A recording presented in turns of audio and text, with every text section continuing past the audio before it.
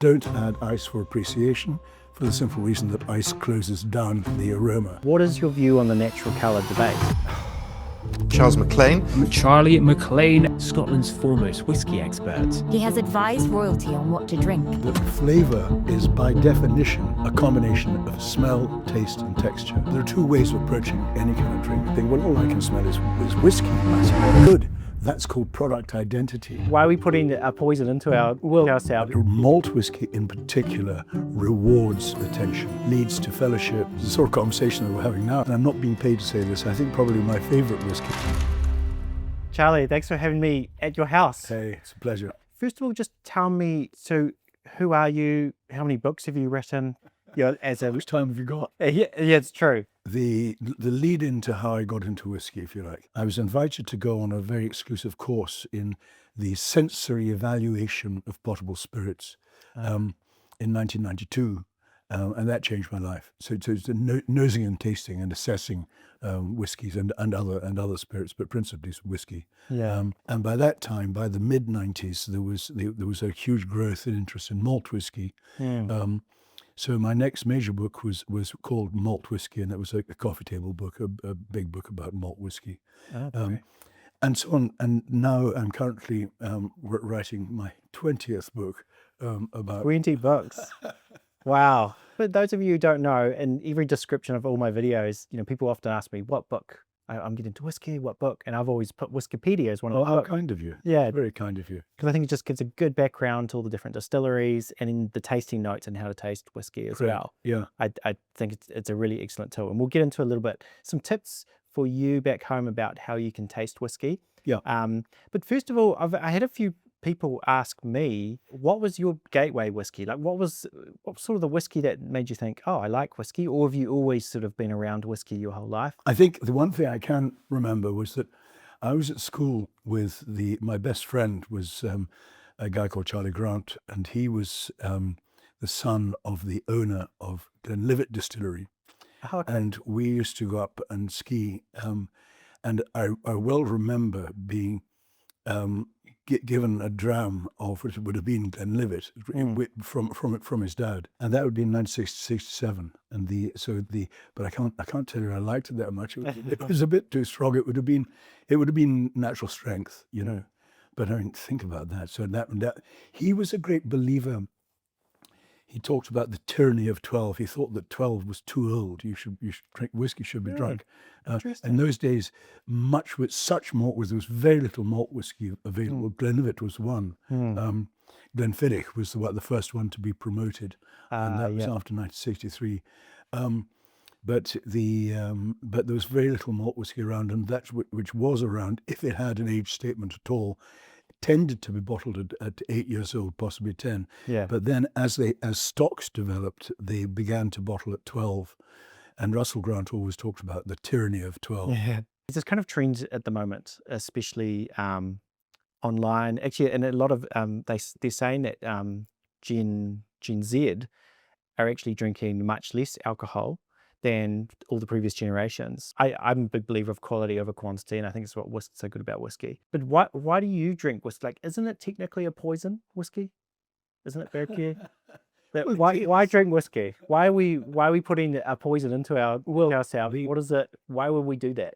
Well, there are two ways of approaching any kind of drink: appreciation and enjoyment. Now, most of my work is with malt whiskey, although the current book is about blended Scotch, and I'm a great believer in blended. I drink blended Scotch just for pleasure, because I don't have to think about it. Yeah. But malt whiskey in particular rewards attention, consideration, even contemplation. Do you know?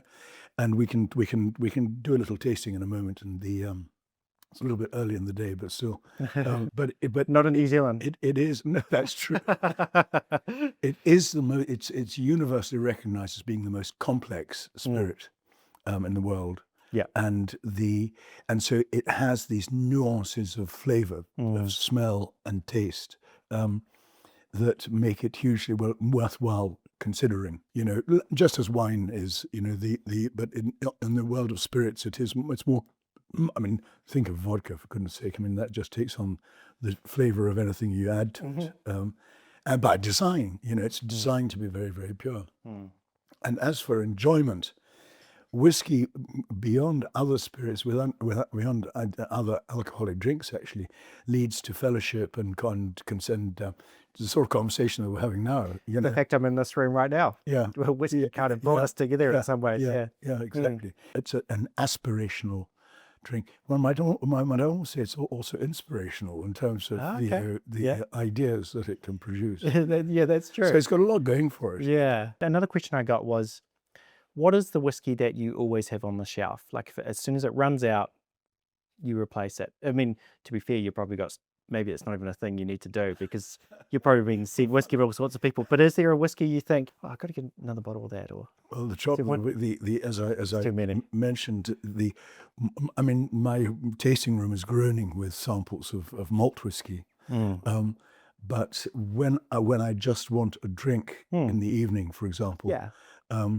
in fact, invariably at 6 o'clock, my body clock says time for a dram, and that is a blended Scotch that I would look for. Now, my sort of go-to, well, let me say and I'm not being paid to say this, I think probably my favourite whiskey is Johnnie Walker Black Label.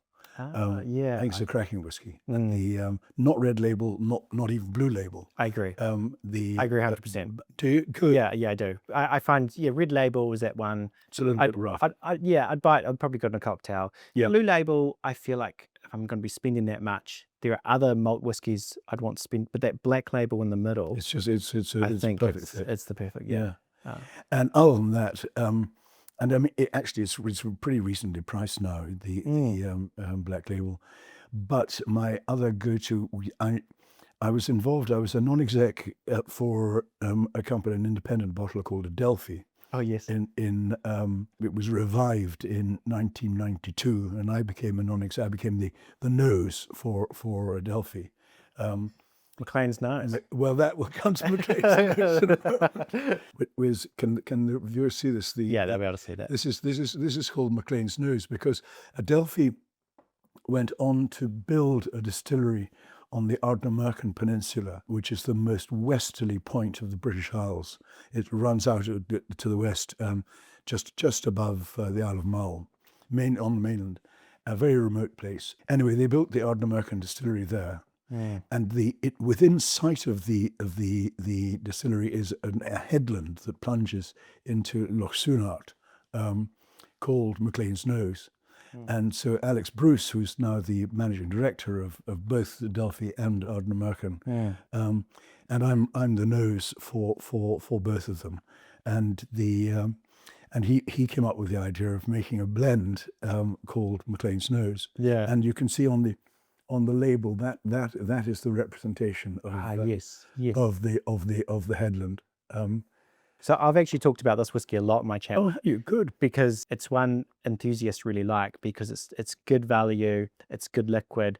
Ardnamurchan at the moment there just seems to be a huge amount of sort of excitement around that distillery. They won Distillery of the Year at Online Scotch Whisky Awards. Where a bunch of sort of online bloggers and YouTubers and podcasters get together and we nominate whiskies and then the community votes. So it's community voted. Yeah. So thousands and thousands of votes. And the distillery that won it this year was Ardnamurchan Distillery. That's great news. Really, I didn't know that. Real grassroots.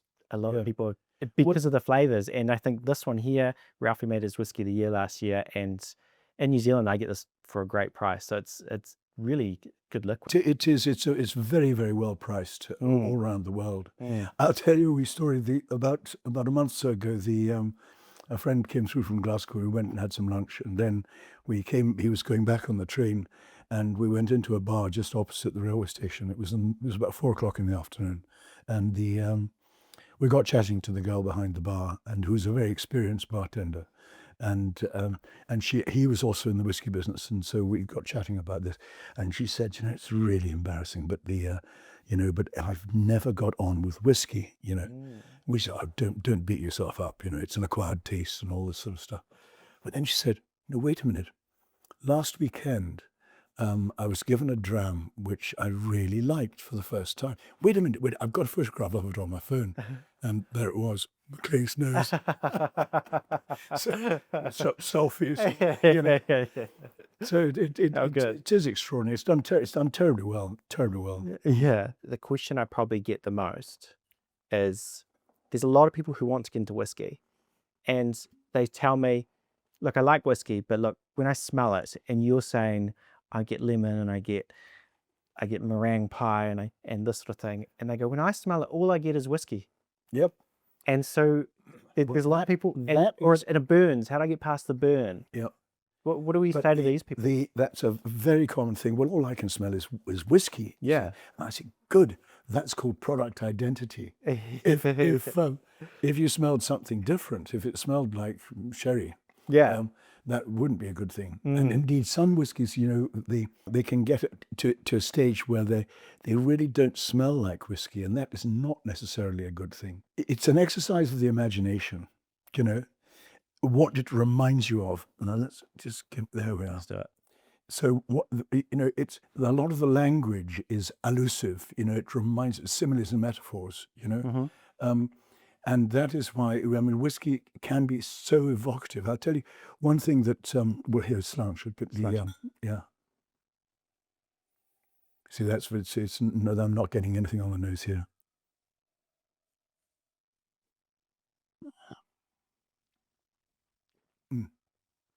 Lovely taste. Aroma is very, very important in appreciating whiskey. Blenders will rarely put the liquid in their mouths. They get all the information they require on the nose. They would be alcoholics if they would they're looking at hundreds of samples. Yeah, a day, of course. Yeah. And that part of the brain which identifies smell, it's part of a part of the brain called the limbic system, which is also the seat of emotion and long-term memory. So the three are very closely related. So smell can trigger very often memories of childhood. So it can bring back. I've chaired panels where people tears have come to their eyes because it reminds them of their grandmother's cooking, or whatever. That Glen drunk we had last night. Yeah, took me to my nan and granddad's lounge. Oh, really? Yeah, there was something the old. Yeah. All the old things. I'm not sure what it was, but yeah. How interesting. Yeah, same thing. Just straight. Well, my brain just not even thinking about it, my brain just took me there. Doesn't happen all the time by any means, but occasionally it can happen. It evokes these memories, but even if it's not a very personal memory, I think in terms of an aroma wheel, inside the front cover of Wikipedia is my own aroma wheel. So you've got half a dozen or so cardinal aromas, which might be cereal, fruity, floral, peaty, smoky. You can smell. Now, you see, am I getting any fruity? There's nothing obviously fruity, but if one was getting fruity, then I would say to them, is it fresh fruit, dried fruit, tinned fruit, and so on, cooked fruit, baked fruit? And then what kind of fruit can you identify? Is it apples or pears or oranges or bananas? You narrow it down. And to be honest, it's fun. It's a sort of a game. Now, obviously, the notes that I'm often asked to write, it's only one person's opinion at a moment in time, although I would usually like to go back and look at them a second time round to check. Has to be done in the morning, before lunch. And indeed, I with long experience, if I'm writing detailed tasting notes, 2 is the maximum I can do. In the trade, it's called sensory evaluation, or organoleptic assessment also, but sensory evaluation, because in truth, all your senses are employed. So first of all, you look at the color, and you look perhaps at the legs. Now, this tells you about a good malt whiskey nowadays. They rarely put color, the spirit caramel in. But it destroys the color can tell you when it goes into the cask, it's gin clear, and it draws the color comes tannins from the wood. 2 kinds of it's always oak wood. Scotches has to be filled into oak wood, and most of the whiskies in the world, but in some they're a bit looser. They can use poplar or chestnut or whatever. European oak and American oak, and European oak has a looser grain, and so it's more and the wood itself is more tannic, and so it comes out and it tints it like tea. Tea is tannin, and and American oak gives a sort of golden color, whereas European oak gives a more sort of ochre sort of color. So Interesting. Amber and ochre, if you like, and so you can learn a little bit about that if this was a malt. See that color does look like a mix of the two, as a matter of fact. I have had people ask me, what is your view on the natural color debate? Do you think whiskey should be natural colored, or do you think there's a place for coloring? There is a place for colouring, Yeah. quite frankly. It is. I don't like it, and because I prefer to be able to make a judgment, or learn just by looking at it before. The fun part to look at it and to assess. Yeah, that's what I would like. But in all truth, some whiskies which are perfectly good are very, very pale, and many consumers would be turned off. In some markets, in Asia, for example, they wrongly assume that the darker the whiskey, the better. The darker the whiskey, the older the whiskey, which isn't true. It's a common misconception, it seems. Yeah, it is. It's some of the best whiskies I've ever had have been these pale straw-coloured whiskies. Yeah, and refill casks. Yeah, yeah. So sight, smell, taste, touch. Now, touch is mouthfeel effects and nose feel effects. So when you sniff, this is quite mild, but some you could talk about nose cooling, nose warming, particularly prickle, like that, and you'd note on that, because it's usually associated with alcoholic strength, but it's not only that, because if you think of something like Talisker, which is naturally chili pepper, which you pick up on the nose and in the mouth. Yeah. And then the mouthfeel effect is the texture, the creamy, astringent, mouth drying, mouth warming, all these things. So all your senses are employed. The only one that's missing is is hearing. Although some would say that the happy sound of the cork, and the cork's popping out, especially if you go and it goes, which tells you it's a full bottle. You see, that's very, you're pouring it. Very comforting. Yeah, that's true. I talk about sometimes on my channel that I'm actually quite a fan of screw caps. A lot of Japanese whiskey screw caps, because I think actually it's a much better, it's a much safer closure. I feel like it's just a better technology. You can. There's just so many whiskies I go to open, the cork falls in. And I'm just like, it's never happened. But I would say the one thing about a cork is the theatre. Yes, you open it, and as you say, that's that last sense. Back to and go. I don't know if there's a way they could solve that. It's known to be a much better closure. It's more reliable. Over a long period. Now the next thing. So having gone through the palaver, then add a little water. Now this is at 46, I think. So it doesn't need very much. Never be, and this is crucial for those of you beginning your journey of discovery. Never be shy about adding water to whiskey. Obviously for enjoyment, drink it as you like. If you want to drink it straight, even at high strength. If you want to add ice, add ice. Don't add ice for appreciation, for the simple reason that ice closes down the aroma. So you're losing the nose part of it a little bit. But for general appreciation, a little bit of water it helps for two reasons. First of all, because there are chemicals in whiskey that are hydrophobic. They do not like water, and so when you add water, they become volatile. So it tends to open up the whiskey. In other words, that's the first thing. The second thing, and more important, I think, is that when you come to taste it, you can hope it's uncomfortable to hold high strength whiskey in particular in the mouth and it kind of numbs your palate. So when you add water, you can hold it in the mouth for longer and therefore appreciate. And what you're looking for is the balance of primary tastes. So there are 5 primary tastes: sweet, sour, salty, bitter, and umami. Umami is savory, loosely speaking. Sweetness tends to be picked up at the front of the tongue. Saltiness and acidity, sweet, sour, that's for that, and read acidity. Saltiness and acidity at the sides of the tongue, and the receptors are all bundled up. And then bitterness tends to be at the back. Dryness, which is not a primary taste, but that's also picked up, as is smokiness, when just as you swallow. So take a sip.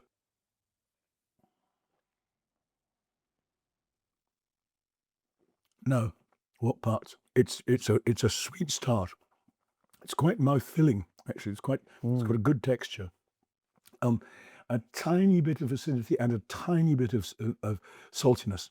Maritime. This is the Ardnamurchan characteristic, which tends to be sort of very West Highland in style, which is slightly salty. You know, and then as you swallow, smokiness, not a primary taste, I say, but the so you've got a nice spread of tastes. It's also worth remembering that flavor is by definition a combination of smell, taste, and texture. We tend to think of flavor as being synonymous with taste, or it's got a nice flavor. Well, that's fine, but actually, in truth, it combines these three. That's right. And so that's what you're by tasting, nosing, and tasting. You're using all your faculties. Yeah. And so the finish, because that's how the retro nasal, you almost get the second smell almost after you swallow, isn't it? Yeah. How long that finishes. Yeah. Well, yeah, because then you would think about how long it is, and it's really, short, medium, and long, medium length, and long finish. Lowland malt whiskies, for example, tend to be short. So it's not a fault at all. It's these sorts of whiskies make very good aperitifs. Nice and clean and crisp and fresh. But you wouldn't want that sort of thing, chatting late at night. You want something which is more substantial, more full-bodied, and with a longer lingering finish. And then the final thing is, of course, has it got an aftertaste? Because sometimes aftertastes can be very rewarding. By and large, if it has an aftertaste, it tends to be a good thing.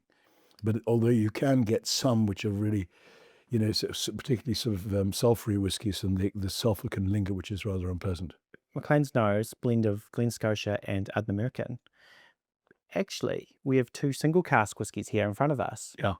And this is something else, isn't it? Now, some people might know that you actually have your family has the Maclean Foundation. Yeah. What is that? What does it do? And last night we talked with your sons and the crazy row they're doing across the Pacific. Yeah. It's incredible, but actually there's a good purpose behind it, and it's a charity, and they're raising money for getting clean water to people who normally get it in Madagascar and places. But what is the foundation? Why would you start something like that? Well, your viewers will need to look at the previous. Go watch the other video. Yeah. But the in short, my three boys, they entered a thing called the Atlantic Challenge in 2019-20, which is a row across the Atlantic, and not only did they break the world record for a threesome, but they became, I would say, addicted to rowing. And, and so, but also very, very, they were always very close friends. And it's a horrifying thought. I mean, day and night, it's sort of remorseless, Anyway, so the next thing is, so then they set up this charity called the Maclean Foundation. Yeah. Now, one of the charities that they were rowing for across the Atlantic was called Feedback Madagascar, and that exists to provide clean water, among other things, but to provide clean water for the poor people in Madagascar. So the purpose of the charity, the Maclean Foundation, is for clean water projects, and stemming from that, because clean water is water is fundamental for life, obviously, and in places where the water is not available, or is, the death rate is huge in somewhere like Madagascar, especially infant death rates. Anyway, so that's the thing, and so The idea is to do one of the key ways of raising money for this charity is to produce to through my contacts and the other trustees. All of us have good contacts within the whiskey industry, and to go to brand owners, to distillers, and beg casks, a cask. And so the two have been done. We're hoping to do 2 a year. The first was from Ardnamurchan. That's this one. And then the second was from Glen, Scotia Distillery in Campbelltown. The designers who designed the label, they've done a very clever job, because knowing that I'm a writer by trade, You want to use some words, right? they said, well, we need a lot of text, so they put this, was called a belly band, and then lo and behold, Look at that. That's so great. It's so the clever. label unwraps like that. And gives all the tasting notes and the history of the distillery and anything else that that I can think of. And the tasting note is written as like a little short story, because it's what the smells evoke. I'll read you the first paragraph. Yeah, just to definitely. This is the. A boy is fishing for wild brown trout on Loch Mudlen from a varnished clinker-built dinghy. His dress and tackle implies that we are in the 1950s. Split cane rod, canvas kit bag, wicker creel. An elderly man in a shabby tweed jacket is resting on the oars. Intuitively, I know this to be John Maclean, lighthouse keeper at Ardnamurchan Point. Even though the loch is some distance from the sea, the mineralic smell of brine and ozone combines with that of the surrounding heather hills in flower. Do you see what I mean? All these elements, tweed, salt spray, etc. And this rather sort of old-fashioned smell of the tackle and so on. It's what it seemed struck me as that what it evokes. Do you see what I mean? But it also should give anybody can make up their own stories, but they should communicate what the feeling that the whiskey gives. So that's the idea. And then so it's a single cask. So obviously we know how that this is only one of. There's about 300 bottles. It's on the inside. Yes, this one's 100 of 210. This one hasn't been numbered. That one hasn't been numbered. And people can get that from Royal Mile Whisky. Rob, you're in the UK. You could order that now, probably online, right? Yeah. They're very good. They're very good indeed. They're doing the fulfillment for. They're not taking any money for it. So all the money, every penny, goes to apart from duty and so on, goes to the charity, straight to the and the everything about it is massively transparent. I find there's something quite beautiful about the fact that people can buy this whiskey and literally for a product whiskey, which means water of life. Yeah, actually bringing life it brings life absolutely to people. Yeah, being a product. And I think the sale of one bottle will produce enough water for, I think it's about 1.5 people, but at least one person, and in some cases 2, forever, for life. That's huge, isn't it? That's incredible. I'd like to get to your view on the current state of Scotch whiskey. Like, what are some of the things that are there things that still surprise you after your long career, or what are you excited about that's happening recently within the industry? We are in a period of unprecedented growth. There've been 3 or 4 major periods of growth. In 1890s was the leading one, of expansion of capacity and the fashion and so on. The immediately post-war period was another, but since I would date from since about 2004, there has been a huge increase in the amount of whiskey that can be made. There, to my knowledge, there are 43 new distilleries since then, and capacity across the whole industry has increased by around about 60%. Wow. Now, That's incredible. now, which is not to say that all the, I mean, look at big distilleries like Macallan or like, I'm thinking particularly of Glenlivet and Glenfiddich, doubling capacity, you know. Yeah. I mean, to over 20 million litres per annum, which I'm not saying that all of them are operating at full capacity. I think a lot of them are, as a matter of fact.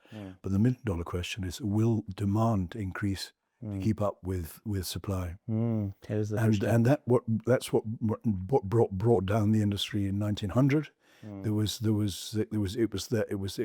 overproduction.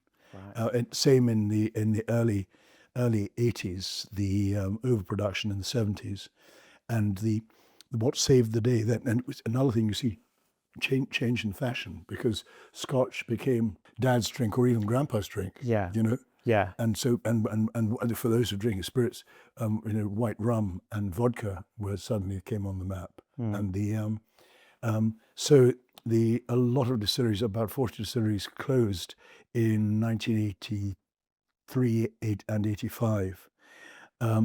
Most of those, as we said, have reopened, but some have never come back. But then you see the day was saved, because in these days it was all blended Scotch, and that became. But then malt whiskey became more fashionable. It became was written about, and so that rather saved the day. Now we're in a similar position today. Now the interesting thing and the rather hopeful thing about it is that if these sometimes some of these new distilleries are quite small, but there are several which are very substantial, you know. But one of the things that links so many of them is that they are not prepared to sacrifice flavour for economies of scale. Yeah. So there are all kinds of things that they're exploring. Old barley varieties, for example, longer fermentation times, which develops a greater depth and fruitiness, particularly slow distillation, and then also wood types, and being much more conscious of the effect that the cask is going to have. So but focus on flavour. Now, this is very exciting. And great for whiskey enthusiasts. Yeah, and I mean, even some you know, some of these they're on the market now. Ardnamurchan, for example. Well, that's 10 years old now, I think, isn't it? I think it's been going for about 10 years. Is it? Yeah. Yes, It's just very about recently. That's right. right. But you know, even some of the younger expressions, 5 years old, were extraordinarily good, and that's not alone. I mean, the you know, some younger whiskies, the Isle of Harris distillery, for example. Well, I found this with Lag, actually. The fact they start this distillery with a big fat still, so they wanting heavy smoky whiskey from the get-go. They weren't going for a light and fruity. No. They want something with a ton of flavour. Yeah. And that's really interesting. Yeah. I think, you know. But you see, Lag is fine because it's Isle of Arran distilleries. The distillers, they're both, aren't they? Well, they've got exactly, and they've already established their route to market. The killer is going to be for a lot of these new distilleries is getting your product out. Ardnamurchan had Adelphi, Edredar had Signatory, Gordon and MacPhail, of course, which have they bought Ben Romach, and they've built the Cairn distillery, and they've been going since the 1890s, you know, so they've got their routes to market. And those who don't have any route to market, given the quantity of new distilleries or new brands available, you know, it's going to be very difficult to find distributors, and the distributors are going to have difficulty persuading retailers whose shelves are bursting with think of Whiskey Galore in Christchurch, and you know, Michael Fraser Mill must be tearing his hair out, and because when yet another rep comes and says, "Look here, I've got this new malt," and you know, he's oh God. But then you see a lot of them will say, "Well, in order to put yours up on the shelf, I'm going to have to take one down, a well-known brand down. Will the customers come back and buy the second bottle?" And then ongoing. Interesting. You know, and so it's a tricky one. It is. But hopefully it will sort itself out. Then there's the other threat, if you like. But now whiskey is being made, my last count, 87 countries, all over the world. Well, we were tasting that Peruvian whiskey. Yeah, we last did. night. Yeah. You know, now is this a threat? Well, I think the answer is Scotia's got the